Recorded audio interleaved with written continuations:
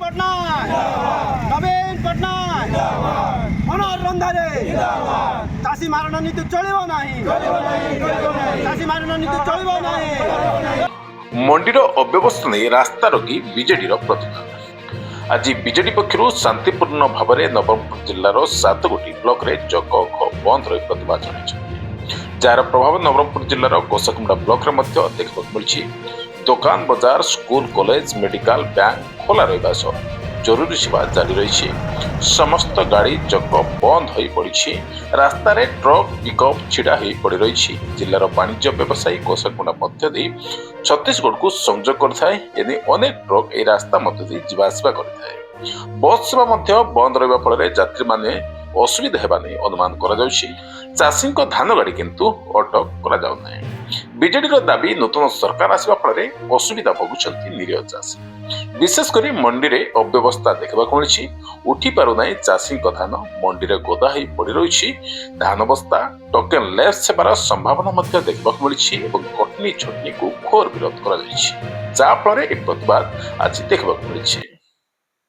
आज्ञा देखंतु विजु जनता दल तरफ जिला सभापति तथा मान्यवर विधायक मनोहर रंधारी नेतृत्व रे आज आमर अंचल तथा कोसागुमड़ा ब्लॉक रो समस्त चाषी सहयोग रे आज आम रास्ता रोक करिचु चक बंद करिकिना राज्य सरकार को भाजपा सरकार को आम चेतावनी दउचु एवं निदुर उठिकरी आमर चाषी हजार हजार क्विंटल धान मंडी रे पड़ी रही एवं चाषी जो टोकन भी लेप सेवारे वर्तमान आसिलानी समय से व्यवस्था जदि ठीक करेंगे ना आगामी दिन रे ये भाजपा सरकार को बा राज्य सरकार को उचित जवाब आसंता 29 रे दिया जेबो जेहेतु 4000 क्विंटल प्रतिदिन उठिबा ता भी पदक्षेप नहीं नांती हजार हजार क्विंटल पड़ी रही तेणु करी प्रतिदिन 4000 क्विंटल उठिबा पई आमे राज्य सरकार को भाजपा सरकार को आमे दाबी करछु।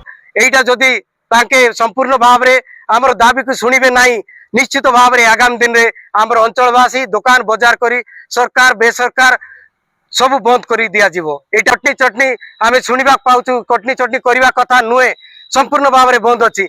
एमार मिलर सहित मिसिकी कटनी चटनी करिवार व्यवस्था करिसंती।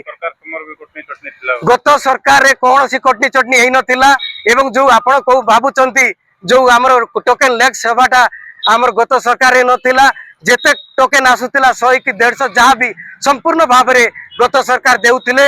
एवं देखंतु जो चाषी मान आम राजरास्तार ओह्लैचु बाध्य ओह्लैवा आम राजरास्तार ओह्लैवा बाध्य हलु कारण चाषी मान टोकेन अव्यवस्था आउे मंडी रे धान आणला से मंडी धान उठुनी एपरी बहुत समस्या चाषी मान देखी आम बाध्य हलु राजरास्तार ओह्लैवा कटनी चटनी से मना करते किंतु कटनी चटनी 7 ରୁ 10 केजी काटुंट तेणु आम कोसागुंडा अंचल समस्त चाषी भाई आम विजु जनता दल समर्थक आज आज आसी राजरास्तार ओह्लैवा बाध्य हलु।